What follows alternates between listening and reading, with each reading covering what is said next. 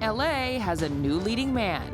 It's a new experience for me, a new place, new stadium, new fans, the whole deal. But this team has embraced me, and I really appreciate that.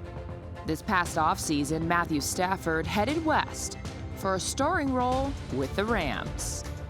The Los Angeles Rams had gone all in to improve at the quarterback position, bringing in Matthew Stafford. Touchdown, LA! Awesome on the spear, too, man. That was big time. Sometimes you gotta throw it to a spot. Hey, I love it. Sean McVay may be his director, Hey, what I love, you trust what you see, bro. but he's had the same leading lady since they met at the University of Georgia. Abby, how did you pick this sweater for tonight? Kelly told me to wear it, so I'm wearing it. Who saw who? Who made the first move? I need all the details. I would say I fell hard for him quick. Yeah. And big not the guy like. just. Just kidding. What did you say? I said, what's not the like? I'm just kidding. How long do we have? For Lions fans, it was love at first sight. The #1 overall pick spent 12 seasons in Detroit Matthew Stafford, welcome to the NFL. That's your first touchdown pass. and was the fastest quarterback in NFL history to reach 20,000, 30,000, and 40,000 yards passing. How about that quarterback? But for all the numbers and all the fantastic finishes, Clock, son!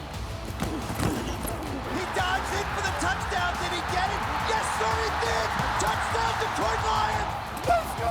Stafford likely will be remembered most in the Motor City for a game he played as a rookie against the Browns. You had 5 passing touchdowns in that game, Yeah. threw for 422 yards, but the fact that that wasn't even the headline, it was how you finished the game. Stafford takes the snap, sets in the pocket, rolls left. This is going to be it. He's got to get rid of it. Stafford sets, looks, now running back to his right. Stafford looking for somewhere to go. Oh!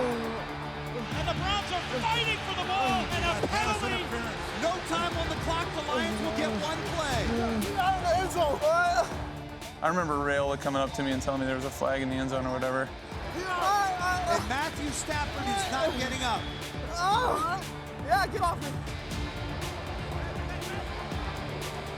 So he's gonna go out, Dante Culpepper's gonna come in, Yeah. and then there's a moment where they call a timeout. Yeah. Hey, that's the timeout. I can play, right? Give me the ball. Yeah, help me up. I can throw the ball if you need me to throw the ball. Is Stafford coming back in? I think Stafford will come back in the game. Got his stuff that endears you to a city. 20! Let's go! Takes the snap, rolls, throws, end zone. Touchdown, Detroit Lions! He's out. He's out. I love you, man. What a finish! And the Lions are an extra point away from the win. That kid just showed some real grit. 5th touchdown pass of the game. The city, known for its strength, had a quarterback who embodied that trait. 10 years later, Matthew's wife proved toughness runs in the family. I feel like that city really, we moved there and became who we are today.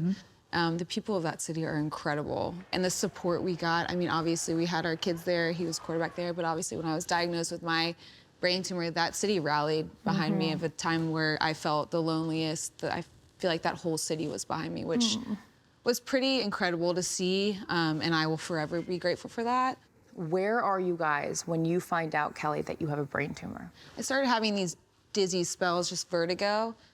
The one time it really, he was like, you gotta go get checked, is I was holding Hunter and I felt myself kind of about to go down and I kind of like tossed her to him. And Good athleticism Yeah. here in that moment. We took care of it. Yeah. we felt good about that. Yeah, he was like, you need to, let's go get you checked. So they called and they're like, you need to go see a neuro. And we're both kind of like, there's something on the scan, but they didn't really mention. Yeah. And so we just kind of like took it as a grain of salt and we're like, okay, we'll just go get checked. And I don't think the doctor that we sat in front of knew I didn't know, or we didn't know. Like, I think she thought we already knew, or was just a very blunt doctor. So we sat down, she's like, all right, well, here's your brain tumor. And I was like, Oh, that's how you found out you had a that's how brain I found tumor. out. Like, we didn't even say anything to each other. I just kind of like sat and listened. And I don't think I heard a word she said after that. Of course. And then we sat down in the waiting room and I saw a girl with actually kind of like the same scar I have with staples, and I lost it. Okay, so that moment that you're gonna go into surgery, like I teared up hearing that you wrote letters. I did. It's gonna like make me cry thinking about it. I waited till he was asleep that night, and I kind of. This is the night before surgery? Yeah, Okay. I couldn't sleep, and I just wanted to tell him how incredibly grateful I was for everything he had done to that point, and I wanted him to know how important he was to me. When I was able to come see it, that was, I mean, that's wild. You know, for, I mean, somebody who's as athletic as anybody I've ever met and has such a great energy for life and all that kind of stuff, to see them the night of after a brain surgery. He became a caregiver when I felt like, you know, for the first however many years of this NFL career, I was the caregiver. It was a crazy process, but she attacked it like she always does, and now look at her. Wow. I learned, I don't know, how truly grateful I am to have a man who, you know, has an entire city leaning on him at this point, but puts that all on the back burner and just really took care of everything and made it easy. I love you, and I'm incredibly grateful for it. The coolest thing for me, I think, is they were too young to really understand what was going on, but our daughters are gonna have something just incredible to look back on, because there's gonna be times in their lives that things aren't gonna be easy and they're gonna be tough, and to be able to look really close to them and look at their mom and go, shoot, you know, I mean, look what she did, look what she was able to overcome. It's something that I know will be valuable in their life too, which is awesome. If they haven't learned it already, the Rams no doubt will discover what his wife and any teammate he's ever had have known for a long time.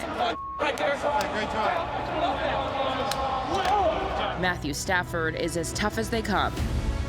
And both on and off the field, he is the ultimate teammate. Hey, that's big time, bro. I got all day back there. That's what I'm talking about. There's now all the headlines of you're the missing piece that this Rams organization needed to take them all the way and win it this time. Do you feel pressure being here, or do you welcome it? I love it. You know, I mean, these are expectations that I want.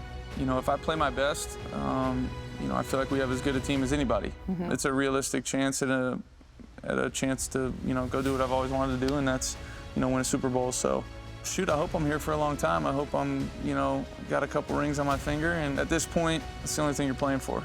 Matthew and Kelly are hoping their first season in Los Angeles finishes with a Super Bowl victory. But regardless, they already have a story with a Hollywood ending. Oh, the baby's here. Let me see it. Hi. Can you say hi? Hi, I'm Carissa. Hey, dude. Wake up. You got crackers in your tummy? Nice to meet you. Wake up. Did you have fun? Are you sure?